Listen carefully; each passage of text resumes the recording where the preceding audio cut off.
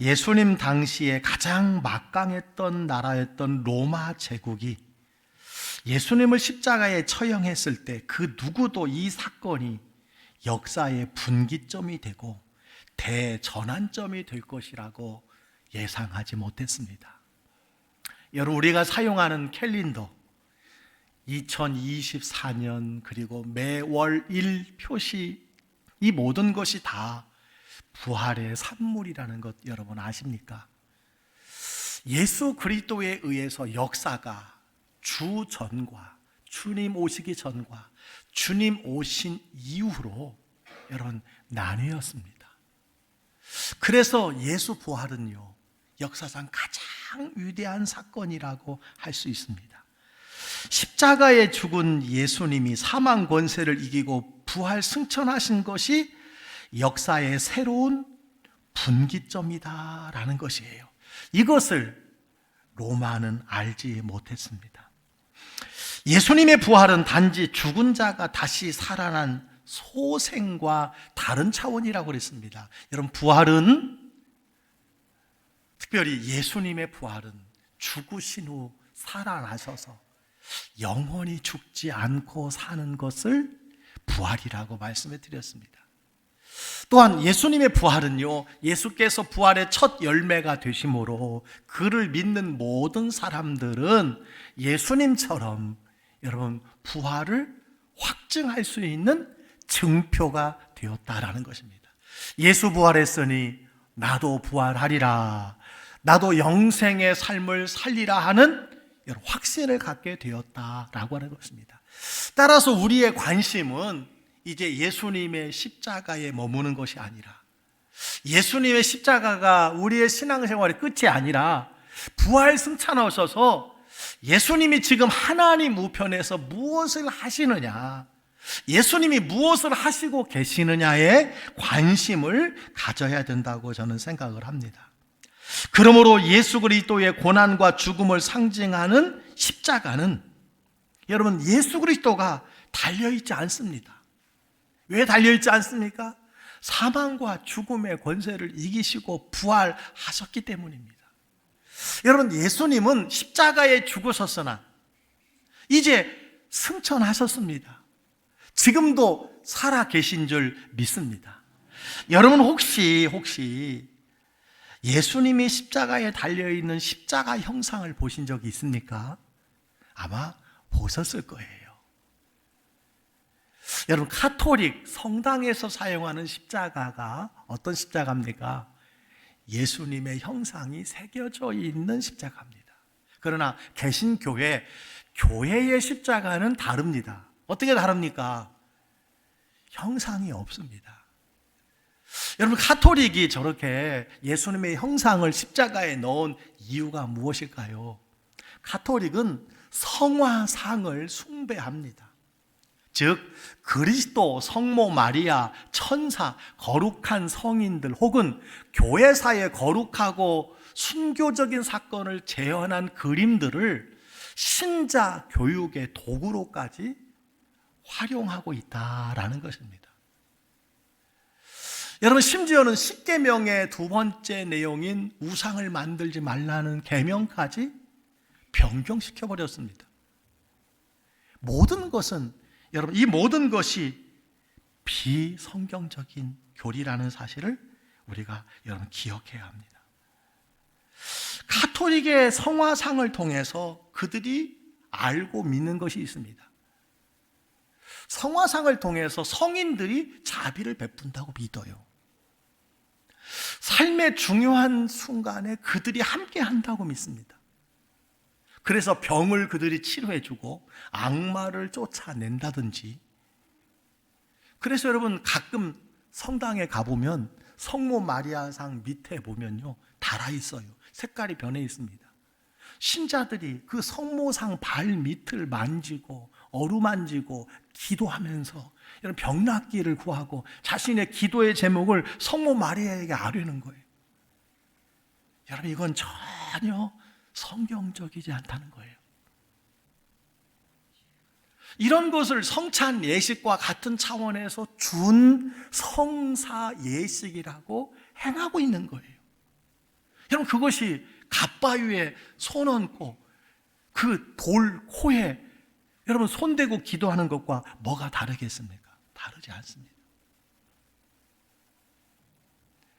개신교는 종교개혁 이래로 이런 예전적 관행을 우상 숭배라고 여러분 규정해 왔습니다.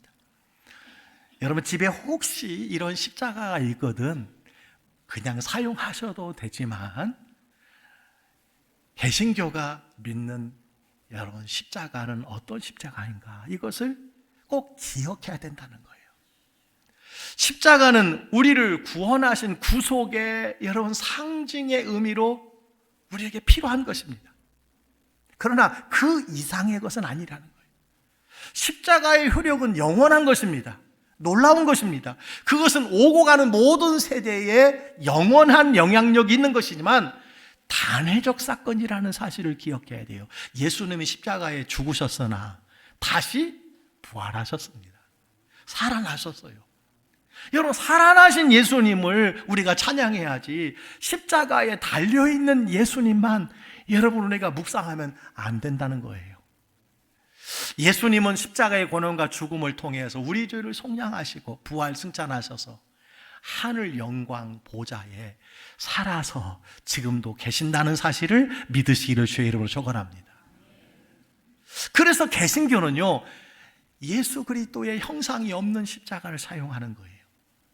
우리는 빈 십자가를 볼 때마다 십자가의 죽으심으로 사망 권세를 이기시고 부활하셔서 지금도 살아계시고 우리와 함께 하시는 그 그리스도를 믿는 줄 믿습니다.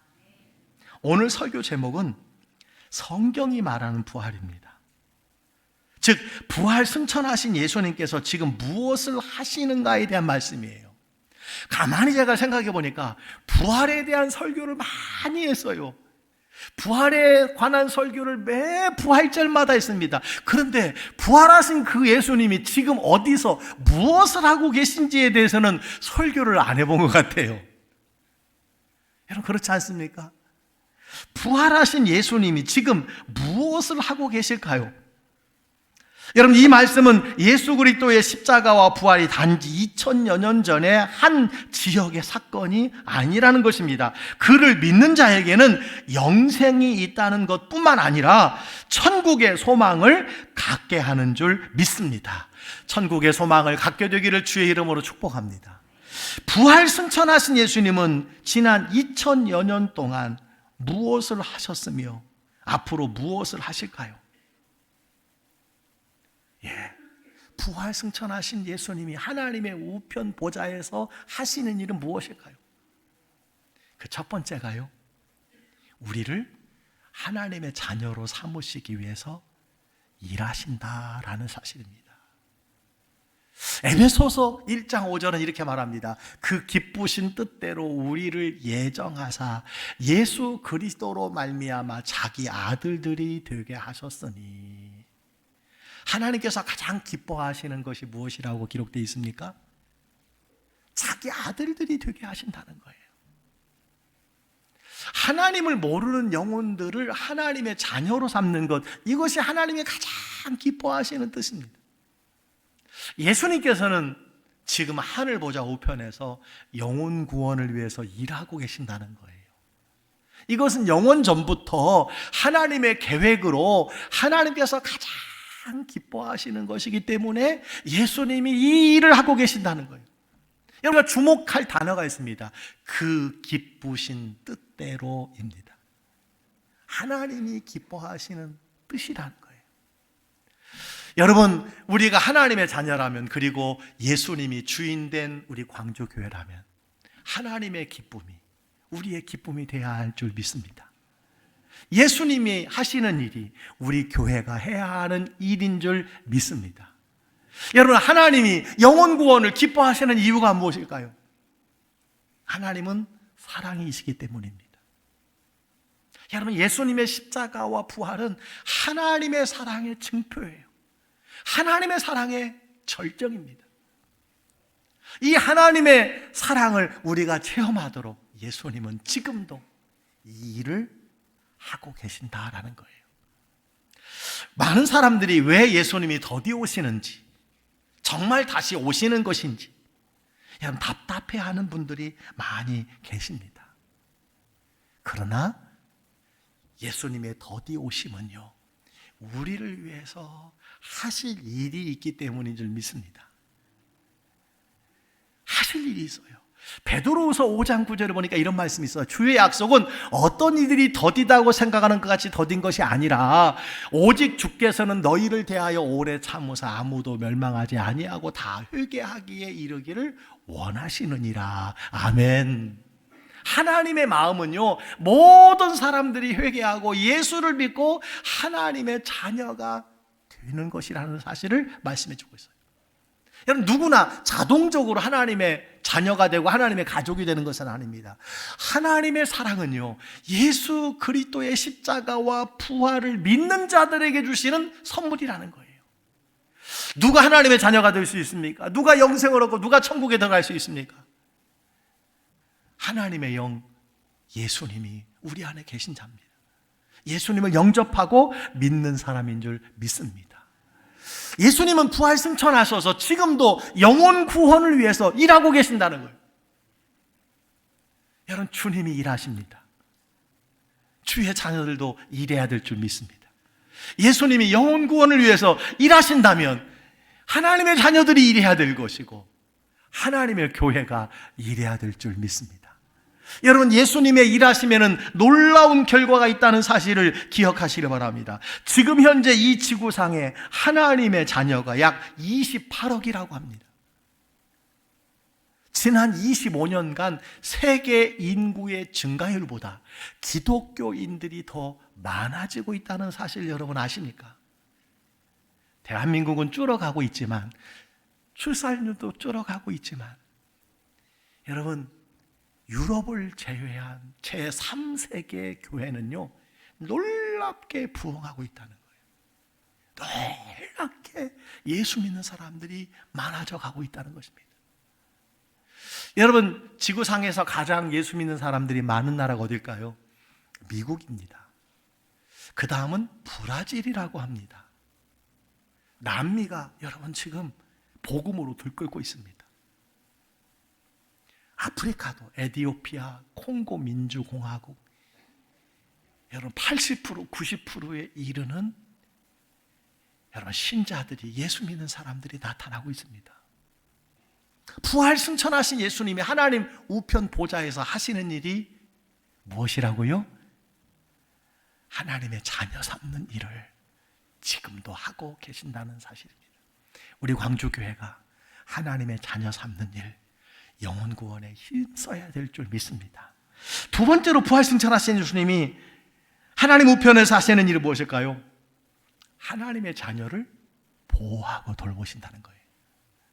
요한복음 10장 27절 28절에 이렇게 말씀하고 있습니다. 내 양은 내 음성을 들으며 나는 그들을 알며 그들은 나를 따르느니라. 내가 그들에게 영생을 주노니 영원히 멸망하지 아니할 것이요 또 그들을 내 손에서 빼앗을 자가 없느니라.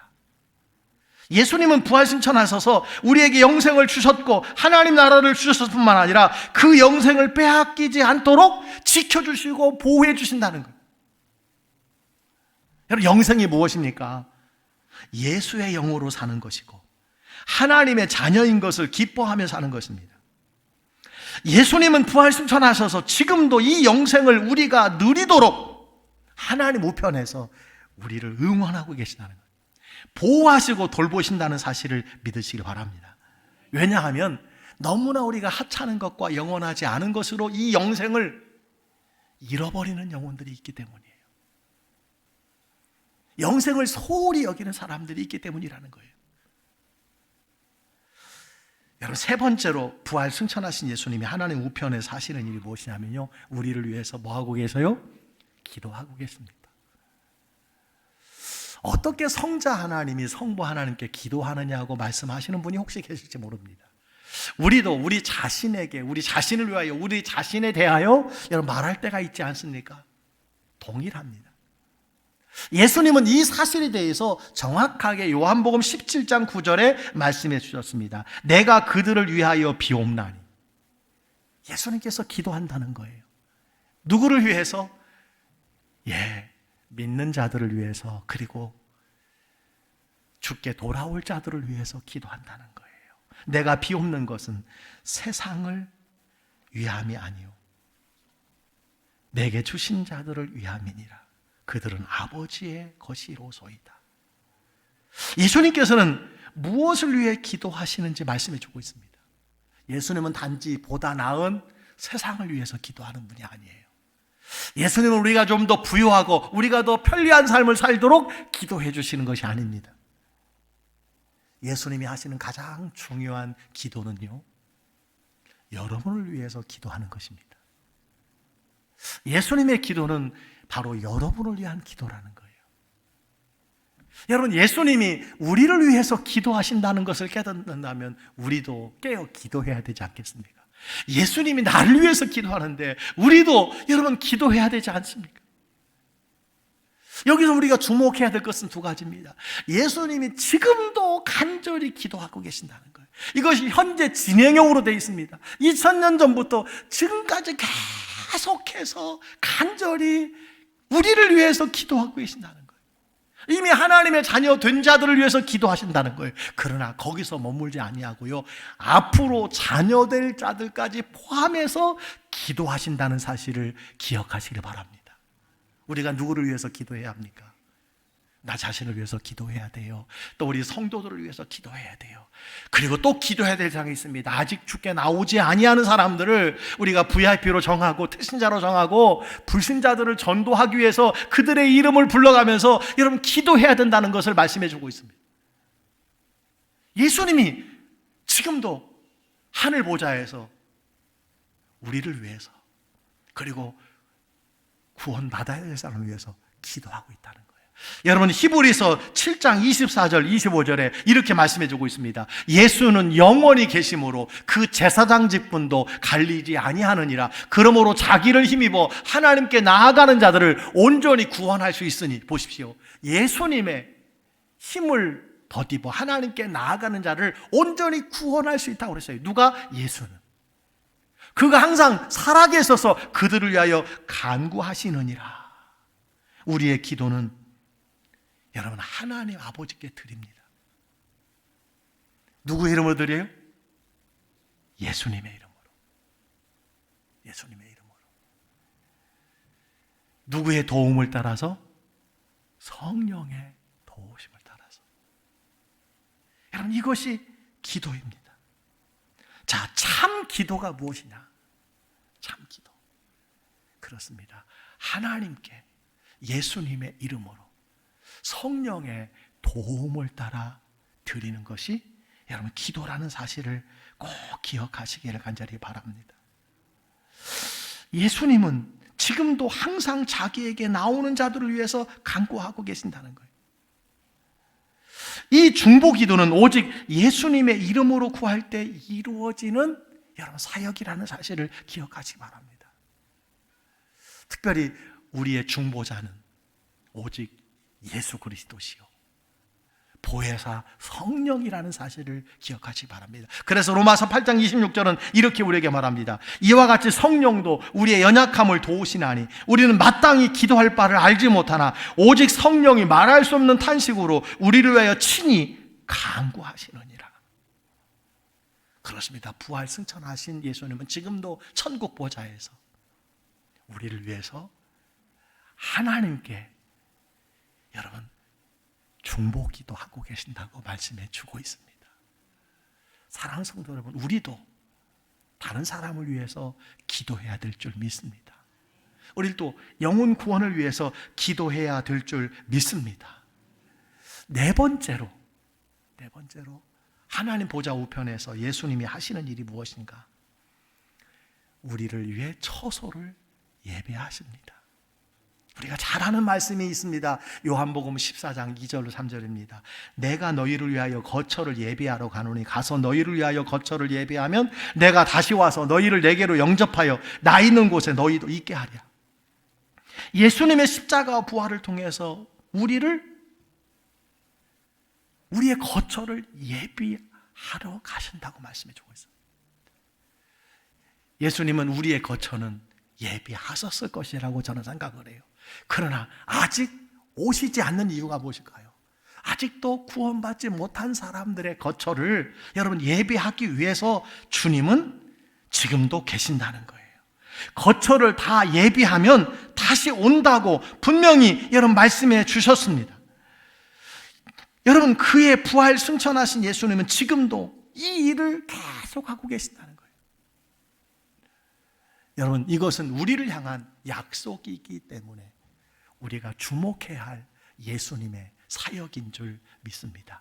여러분 역사적으로 십자가 사건은요 단회적이지만 예수님은 하나님 우편에 지금도 우리들과 미래의 하나님 자녀들을 위해서 거처를 예비하고 계신다는 거예요.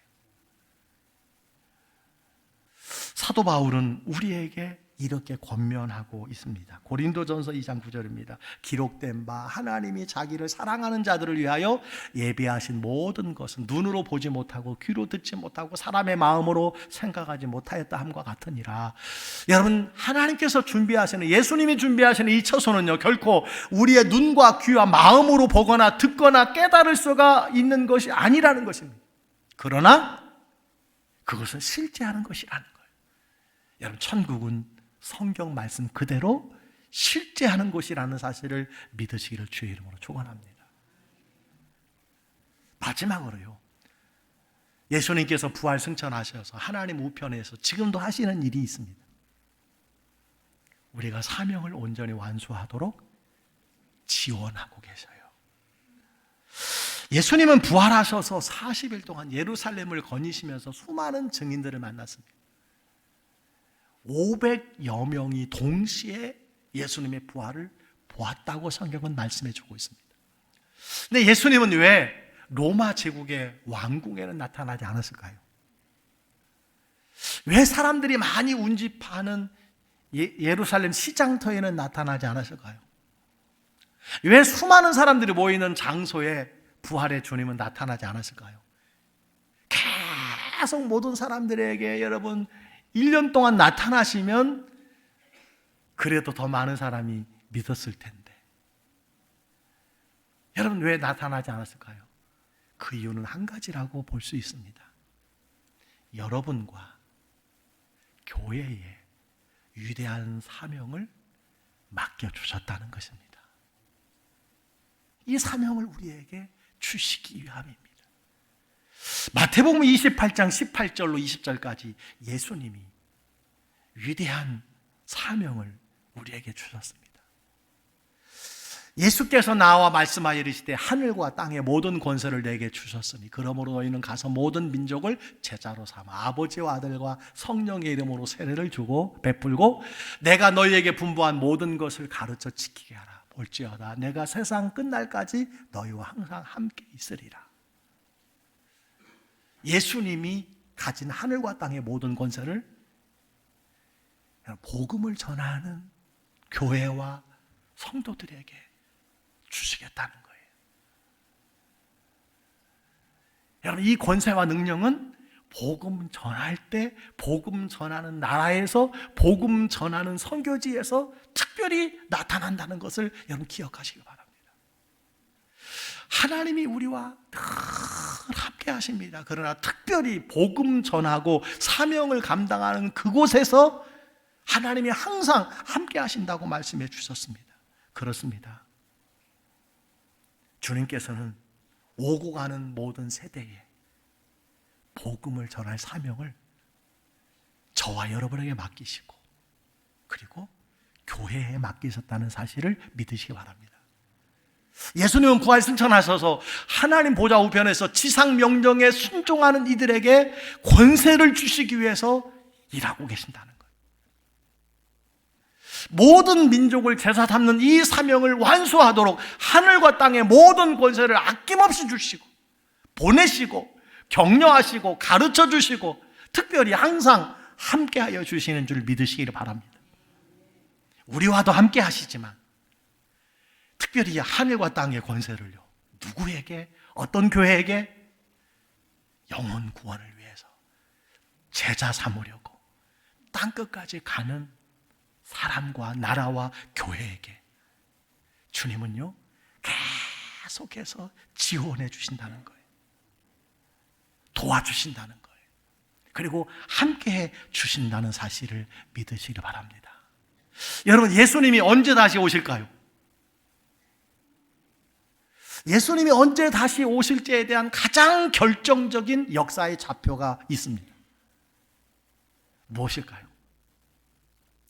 여러분, 예수님이 언제 오실지 아무도 모릅니다. 꼭 기억하세요. 예수님이 언제 오신다라고 말하면 그 사람은요, 거짓이에요. 그건 이단입니다. 어떤 사람이 말했을지라도 그날과 그때는 아무도 모르나니 하늘의 천사도 아들도 모르고 오직 아버지만 아신다라고 예수님께서 말씀해 주셨어요. 아무리 노력해도 우리가 알 수 없어요. 그러나 여러분, 어렴풋이 알 수 있는 한 가지 징후가 있습니다. 무엇일까요?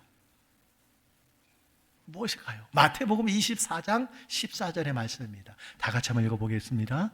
이 천국 복음이 모든 민족에게 증언되기 위하여 온 세상에 전파되리니 그제야 끝이 오리라.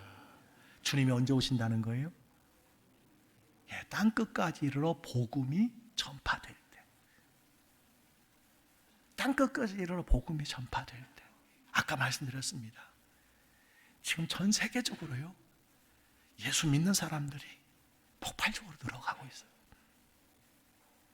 그리고 정말 땅 끝 모든 종족에게 거의 이 복음이 증거되어 가고 있다고 선교사들이 보고하고 있습니다. 예수께서 믿는 자들과 교회에 맡기신 사명이 있습니다. 땅 끝까지 이르러 복음을 전하는 거예요. 우리 교회가 이 선교 사명을 감당하도록 예수님은 천국 보좌에서 어떻게 하고 계세요? 일하고 계시고 응원하고 계시고 더 열심히 하라고, 더 충성하라고 여러분 응원하시고 계신다는 사실을 믿으시기를 바랍니다. 사도 요한은 마지막 날의 모습을 요한계시록 7장에 소개해주고 있어요. 여러분, 그 내용이 이겁니다. 이 일 후에 내가 보니 각 나라와 족속과 백성과 방언에서 아무도 능히 셀 수 없는 큰 무리가 나와 흰 옷을 입고 손에 종려 가지를 들고 보좌 앞과 어린 양 앞에 서서 큰 소리로 외쳐 이르되 구원하심이 보좌에 앉으신 우리 하나님과 어린 양에게 있도다 하니. 이게 어떤 모습입니까? 이 땅에서 우리에게 맡겨주신 사명을 다 완수한 후에 천국에서 펼쳐지는 잔치의 장면입니다. 우리가 복음을 전하고 구원받은 각 나라와 족속과 셀 수 없는 무리들과 함께 큰 소리로 외치며 기쁨을 누리는 것을 보여주고 있습니다. 저는 오늘 설교를 마치면서 한 가지 여러분에게 당부를 드리고 싶습니다. 혹 지금도 예수님의 부활을 의심하시며 하나님의 초청에 망설이거나 거부하는 분이 계십니까? 하나님의 초청을 거부하는 것은 하찮은 것처럼 보이지만 여러분, 그러나 이 선택은 여러분의 영혼을 어디에서 보낼 것인가, 그것을 결정하는 선택이라는 거예요. 인생이 강건하면 70, 인생이 70이고 강건하면 그 연수가 80이고 우리는 언젠가 이 세상을 떠나게 됩니다. 여러분, 이 세상은 제한되어 있습니다. 다 우리는 이 세상을 떠난 것입니다. 그 위에 우리가 영혼을 어디에서 보낼 것인가, 그것이 바로 예수님을 선택하는 것인 줄 믿으시기를 바랍니다. 예수님은 부활하셔서 5가지 사역을 하나님 보좌 우편에서 하고 계십니다. 우리 교회가 주님의 교회인 줄 믿습니다. 여러분이 하나님의 자녀인 줄 믿습니다. 그렇다면 우리도 하나님의 뜻이 무엇인지, 예수님이 무엇을 위해서 일하시는지, 예수 닮기를 원하는, 예수 제자되기 원하는 하나님의 자녀들이 살아가야 될 길이 저는 이것이라고 생각합니다. 부활하신 주님이 지금도 하늘 보좌 우편에서 일하십니다. 우리 광주교회도, 여러분도 주님처럼 일하시기를 주의 이름으로 축원합니다. 하나님의 자녀로 예수 부활의 천국 복음을 날마다 증언하는 저와 여러분이 다 되시기를 축복합니다.